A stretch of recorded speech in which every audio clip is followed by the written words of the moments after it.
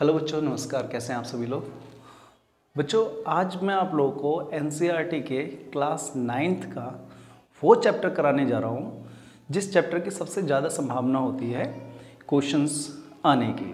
ठीक है, और ना ये अक्सर उन बच्चों के लिए ज़्यादा कन्फ्यूज़न रहता है जो बच्चे अच्छे से समझ नहीं पाते हैं, क्योंकि क्रांतियाँ हिस्ट्री में बहुत है ना लेकिन 9th क्लास में जो है, मैं जो आपको आज पढ़ाने जा रहा हूँ, फ्रांसीसी क्रांति, कई बच्चों के लिए ये दिमाग का एक बोझ होता है कि कैसे इसको समझें।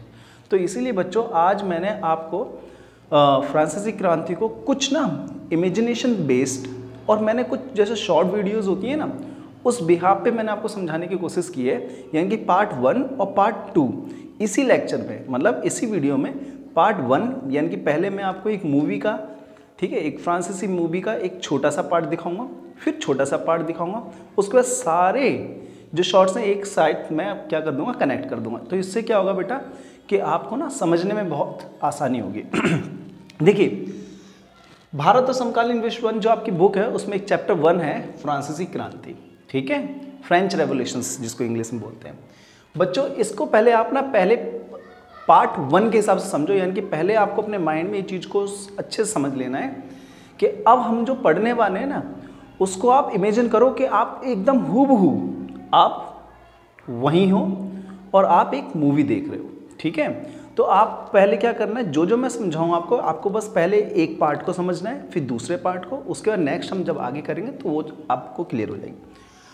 तो देखिए बेटा, फ्रांसीसी क्रांति में जब हुई तो उस समय 18वीं सदी चल रही थी, है ना। तो 18वीं सदी के उत्तरार्ध में फ्रांसीसी समाज, तो सबसे पहले मैं आपको समाज समझाऊंगा कि 18वीं सदी में समाज था कैसा। फ्रांसीसी क्रांति के समय जो सामाजिक व्यवस्था थी, जो समाज था, एक्चुअल में वो था कैसे, तो वो मैं आपको समझाऊंगा। देखो आओ मेन पॉइंट पढ़ेंगे, ज़्यादा बहुत सारी चीज़ें मैंने आपको इंक्लूडेड नहीं करके दी हैं, क्योंकि एग्जाम के पॉइंट ऑफ व्यू से अगर आपको मेन पॉइंट समझ आएगा तो आप इजीली चैप्टर के किसी भी क्वेश्चंस को अटेम्प्ट कर सकते हो। देखो, कहानी स्टार्ट होती है लुई 16 की शादी से, यानी कि लुई 16 के विवाह से। लुई 16 का विवाह 20 साल की उम्र में ऑस्ट्रिया की राजकुमारी से होता है, ठीक है, और जिसका नाम है मैरी एंटेंडो, ठीक है। और 1774 में बूर्बो राजवंश का उत्तराधिकारी बनकर वो गद्दी पर बैठता है।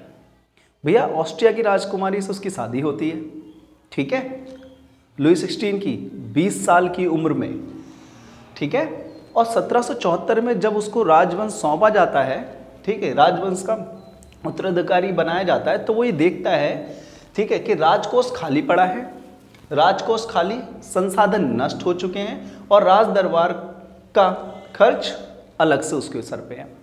यानी कि देखो बच्चों, लुई 16 की जब शादी हुई तो उसको शादी होने के बाद जब राजगद्दी सौंपी गई, ठीक है, क्योंकि वो बूर्बो राजवंश था, ये पॉइंट याद रखना कि बूर्बो राजवंश से बिलोंग करता था वो, ठीक है।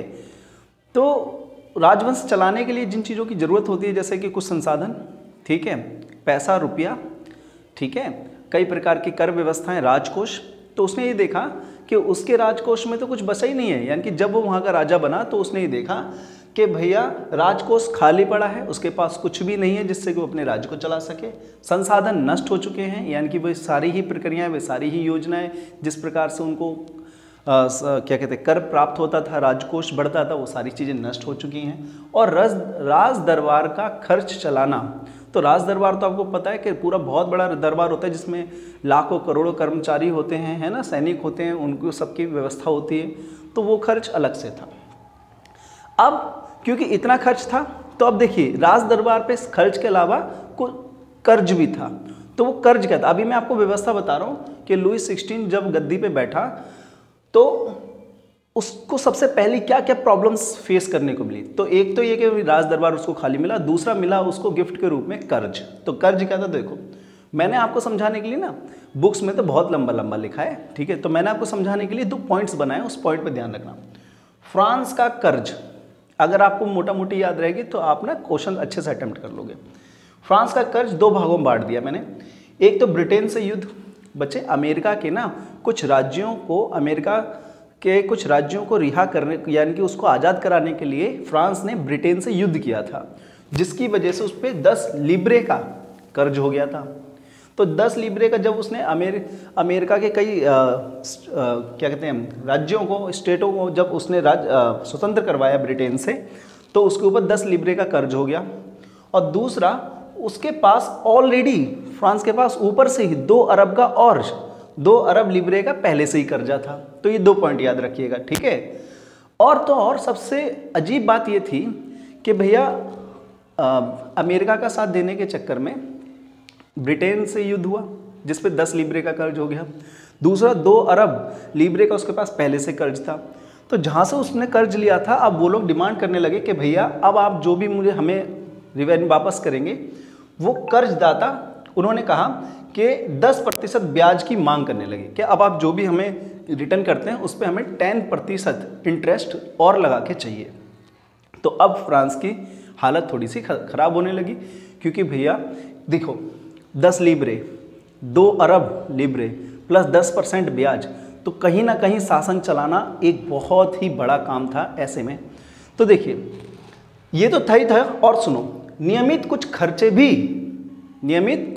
भी फ्रांस के ऊपर थे, जैसे कि सेना का रखरखाव, सरकारी कार्यालयों को चलाने के लिए चीज़ें, वस्तुएं, संसाधन, पैसा, रुपया, विश्वविद्यालयों को चलाने के खर्च अलग से।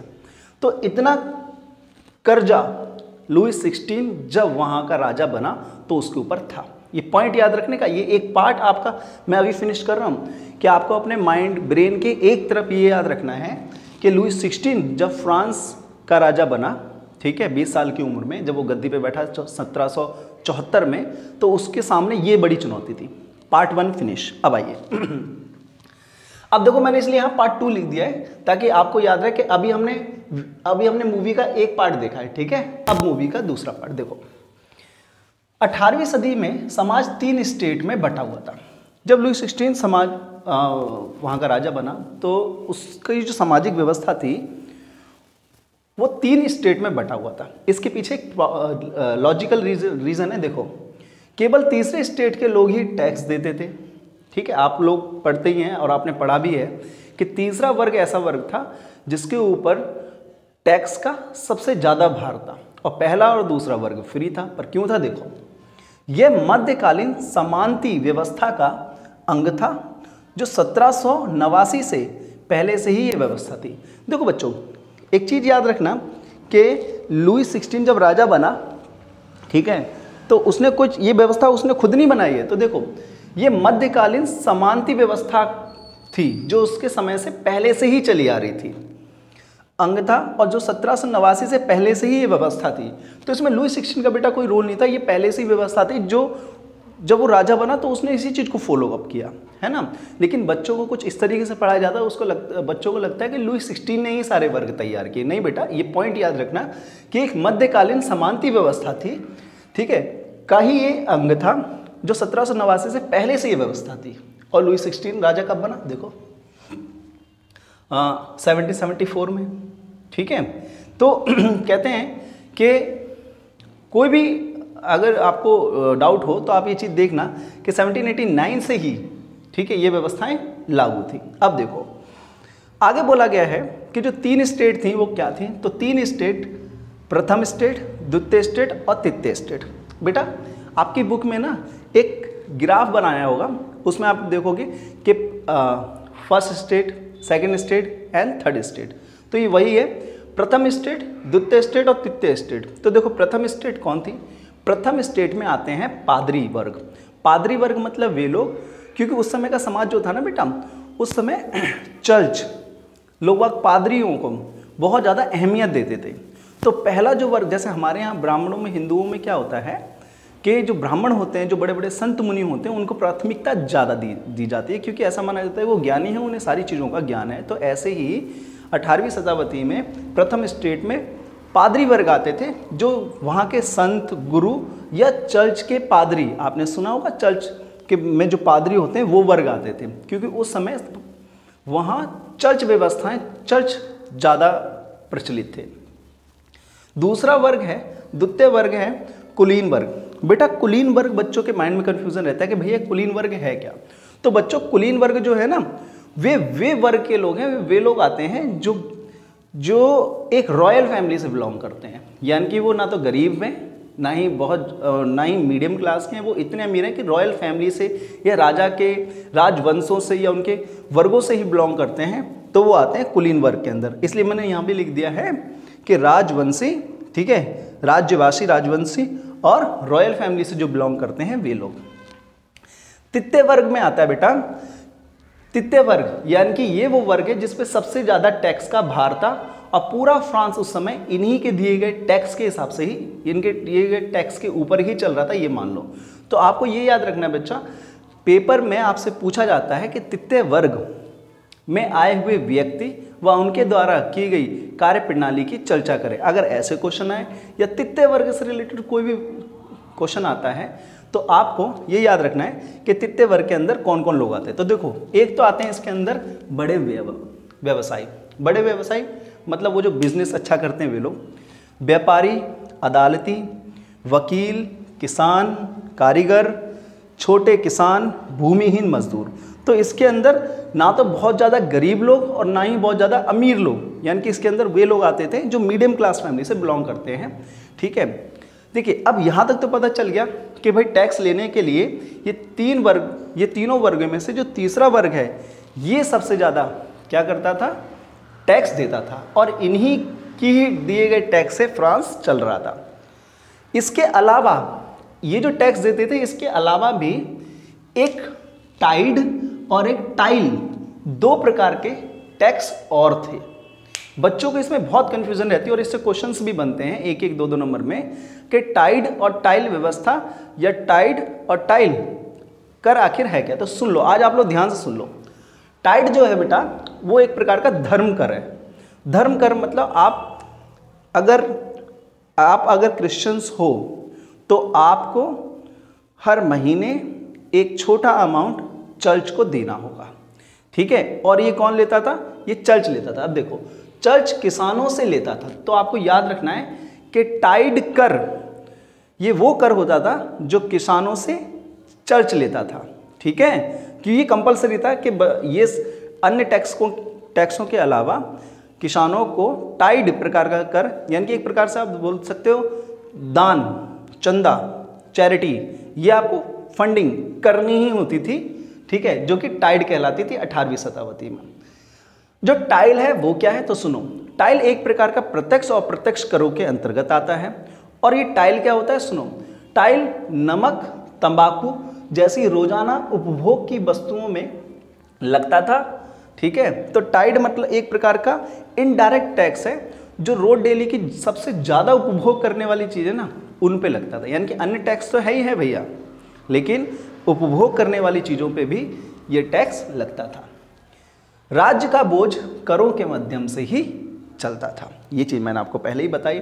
ठीक है बच्चों, कि भैया ये तीसरा वर्ग जो टैक्स देता था, ठीक है, इसी के हिसाब से पूरा का पूरा फ्रांस की व्यवस्था चल रही थी। तो आज मैंने इस वाले पार्ट में आपको सिर्फ इतनी समझाने की कोशिश की है कि अभी आपको दो चीज़ समझनी है। एक, 18वीं सदी में समाज कैसा था, ठीक है, लुई 16 के सामने क्या चुनौती थी। दूसरे पार्ट में मैंने बताया कि समाज की व्यवस्था कैसी थी। आपको इस पार्ट में इस पे बहुत ज़्यादा ध्यान देना है कि 3 वर्ग थे जिसके अंदर ये व्यक्ति आते थे, और ये 2, क्योंकि बेटा इनसे क्वेश्चंस पूछती है। ठीक है, इनसे क्वेश्चंस पूछती है CBSE, HBSE के टाइड और टाइल आखिर कर हैं क्या। ठीक है बच्चों, तो आपको अब क्या करना है, सुनो, अब आपको एक बार रीडिंग कर लेनी है अपने बुक की। ठीक है, उसके बाद ये सुनने के बाद एक बार रीडिंग कर लोगे तो चैप्टर ऐसे हूबहू आप कैच कर लोगे कि लाइफ टाइम तक नहीं भूलोगे, ये मेरी गारंटी है। ठीक है बच्चों, अब नेक्स्ट पार्ट में मैं आपको बताऊंगा वे मेन पॉइंट जहां से सिर्फ क्वेश्चंस बनते हैं। तो आपको फ्रांसीसी क्रांति की कोई टेंशन लेने की जरूरत नहीं है, क्योंकि आपको मैं ऐसे ही चीज़ें इमेजिनेशन करके समझाता रहूँगा। तो चीज़ें बेटा ऐसे समझ जाओगे आप कि इतना इजी हो जाएगा कि आपको लगेगा कि फ्रांसीसी क्रांति जैसी कोई बहुत बड़ी बात नहीं है। क्योंकि ये बच्चों को लगता है फ्रांसीसी क्रांति भैया समझ नहीं आता, प्लीज़ समझा दो। तो अब आपको क्या करना है, इमेजिन करनी है पहले पार्ट में क्या हुआ था कि पहले पार्ट में भाई लुई 16 की शादी हुई, ठीक है। फिर उसको जब राजवंश वहाँ पर मतलब उसको जब गद्दी पे बिठाया गया तो उसके सामने ये चुनौतियाँ थीं। कर्जा था, कर्जा मैंने बहुत शॉर्ट में आपको समझा दिया है। पार्ट 2 में आप देखोगे कि 18वीं सदी जो थी वो समाज में 3 स्टेट थे, 3 स्टेट में, और ये कोई स्टेट अलग से नहीं बने थे बल्कि मध्यकालीन समानती व्यवस्था ही थी, ठीक है। 3 स्टेट, प्रथम स्टेट थे, द्वितीय स्टेट, तृतीय स्टेट। 3 स्टेट में पादरी वर्ग आता है, द्वितीय स्टेट के अंदर कुलीन वर्ग आता है, तृतीय स्टेट के अंदर बड़े व्यापारी और छोटे किसान मजदूर, मोहविहीन कुछ मजदूर आते हैं। टाइड एक ऐसा कर है जिसे धर्म कर, यानी कि इसे एक प्रकार की चैरिटी बोलते हैं जो किसानों को देनी ही देनी होती थी। दूसरा होता है टाइल, ये एक प्रकार का इनडायरेक्ट ऐसा टैक्स था जो रोजमर्रा की खाने पीने की चीज़ों पे लगता था, ठीक है। शॉर्ट में इसलिए बता दिया मैंने ताकि एक बार आपका रिवीजन हो जाए, ठीक है बच्चों। ठीक है, आप लोग अच्छे से एक बार पढ़ लीजिएगा, फिर नेक्स्ट वीडियो में मेन पॉइंट्स के साथ आपके क्वेश्चंस की एकदम टेंशन फ्री कर दूंगा मैं। इतने क्वेश्चंस की ऐसी तैयारी करवा दूंगा कि आपके जब भी यूटी एग्जाम वगैरह कुछ भी होंगे तो आपको लगेगा कि भैया वाह समझ आ गया, ठीक है। Thank you.